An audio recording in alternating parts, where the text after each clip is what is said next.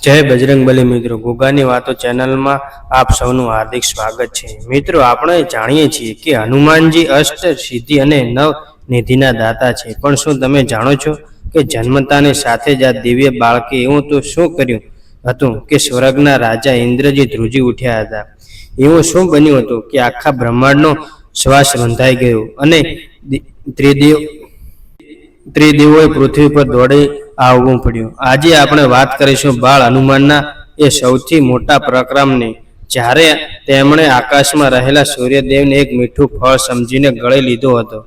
આ કથા એટલી રોમાંચક છે કે સાંભળીને તમને હનુમાનજીની ભક્તિનો સાચો અંદાજ આવશે। જો વિડીયો અંત સુધી ચોક્કસ જોજો, અને જો તમે બજરંગબલીના સાચા ભક્ત છો તો અત્યારે જ કોમેન્ટ બોક્સમાં જય બજરંગબલી લખી દો।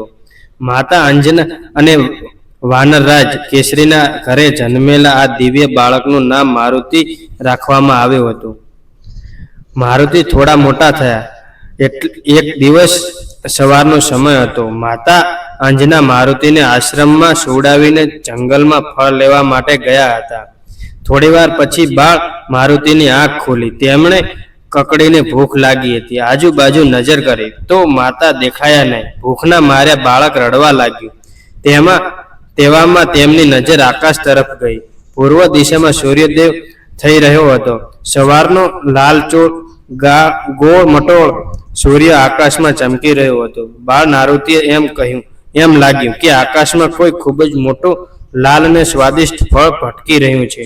પછી તો પૂછવું જ શું, પવન દેવનો પુત્ર એ શિવનો અવતાર। મારુતિએ લાલ ફળ ખાવા માટે જમીન પરથી એક જોરદાર કૂદકો માર્યો। મિત્રો, એ કૂદકો કોઈ સામાન્ય કૂદકો ન હતો। મારુતિ પવનની ગતિએ આકાશ તરફ ઉડવા લાગ્યા। તેમની ગતિ એટલી તેજ હતી કે પક્ષીઓના રાજા ગરુડ પણ પાછળ રહી જાય। જેમ જેમ મારુતિ સૂર્યની નજીક પહોંચતા ગયા તેમ સૂર્યની ગરમી વધતી ગઈ। પરંતુ આ તો શિવનો અંશ, તેમણે સૂર્યની પ્રચંડ ગરમીની કોઈ જ અસર થઈ નહીં। હવે સહયોગ જુઓ, એ જ દિવસે સૂર્યગ્રહણ હતું અને રાહુ સૂર્યને ગળવા માટે ત્યાં પહોંચી ચૂક્યો હતો। રાહુએ જોયું કે કોઈ બીજું પરાક્રમી બાળક સૂર્ય તરફ ખસી આવી રહ્યું છે। બાળ મારુતિએ રાહુને જોયું અને વિચાર્યું કે અરે, આ કાળું ફળ ક્યાંથી આવી ગયું? મારુતિએ તો રાહુને પકડવા દોડ્યા। રાહુ ગભરાઈ ગયો અને ત્યાંથી જીવ બચાવીને ભાગ્યો। તે સીધો દેવરાજ ઇન્દ્ર પાસે ગયો અને હાંફતા બોલ્યો, હે દેવરાજ, તમે મને સૂર્યગ્રહણ લગાવવાનો અધિકાર આપ્યો છે, પરંતુ આજે કોઈક બીજો જ બાળક સૂર્યને ગળવા આવી રહ્યો છે। બ્રહ્માંડ સંકટમાં છે। આ સાંભળીને ઇન્દ્રદેવ ક્રોધિત થઈ ગયા।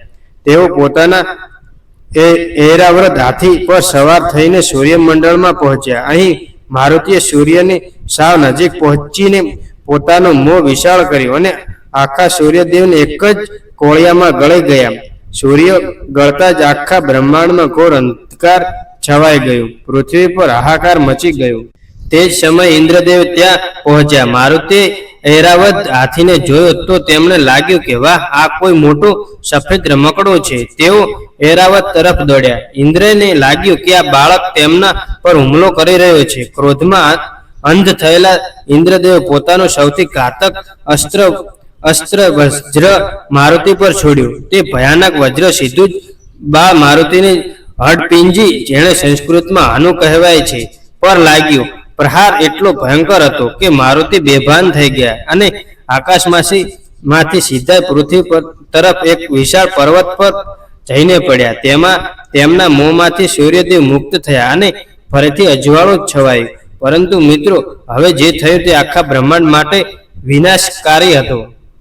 પોતાના વહાલા પુત્રને બેભાન અને લોહીલુહાણ જોઈને પવનદેવ વાયુદેવનું હૃદય કંપી ઉઠ્યું। તેમનો ક્રોધ સાતમા આસમાને પહોંચી ગયો। વાયુદેવે પોતાના પુત્રને ખોળામાં લીધો અને એક ગુફામાં જતા રહ્યા। ગુસ્સામાં વાયુદેવ આખા બ્રહ્માંડમાંથી હવાનો પ્રવાહ અટકાવી દીધો। હવાનો સંચાર બંધ થતાં જ બ્રહ્માંડમાં દરેક જીવનો શ્વાસ રૂંધાવા લાગ્યો। દેવતાઓ, મનુષ્યો, પશુ પક્ષીઓ ત્રણેય લોકમાં તાહીમામ મચી ગયો। જો થોડી વાર વધુ પવન ન ચાલે તો સૃષ્ટિનો અંત નિશ્ચિત હતો।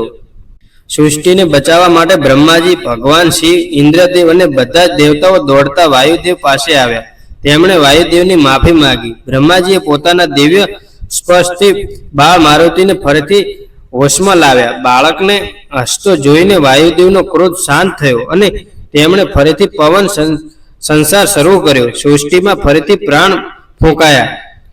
પછી બધા જ દેવતાઓને પોતાની શક્તિઓમાંથી આ બાળકને અદ્ભુત વરદાન આપ્યા.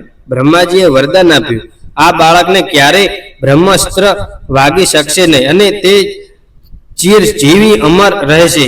ભગવાન શિવે વરદાન આપ્યું, મારા કોઈ પણ અસ્ત્રથી આના પર અસર નહીં થાય.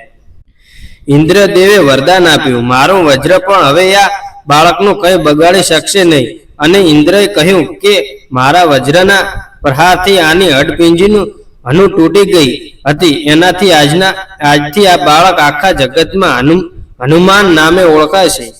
સૂર્યદેવે વરદાન આપ્યું, હું આ હનુમાનને મારા તેજનો 100મો ભાગ આપું છું અને ભવિષ્યમાં હું તેમનો ગુરુ બનીને તેમને તમામ શાસ્ત્રોનું જ્ઞાન આપીશ. અને મિત્રો, આ રીતે દેવતાઓના વરદાનથી બાળ મારુતિ બની ગયા અષ્ટ સિદ્ધિ અને 9 નિધિના દાતા મહાબળ શક્તિશાળી હનુમાનજી. તો મિત્રો, આ અતિ સંકટ મોચન હનુમાનજીના બાળપણની એ અદ્ભુત કથા જે આપણને શીખવે છે કે જો ઈશ્વરના આશીર્વાદ અને સાચું બળ હોય તો અશક્ય કામ પણ શક્ય બની જાય છે.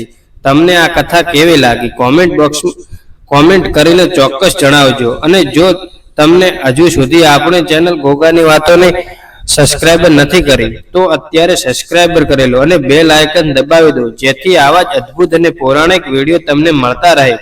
આ વિડીયો તમારા મિત્રો અને પરિવારજનોને શેર કરવાનું ભૂલતા નહીં. મળીએ છીએ આવતા વિડીયોમાં એક નવી ભક્તિમય કથા સાથે. જય બજરંગબલી, જય શ્રી રામ.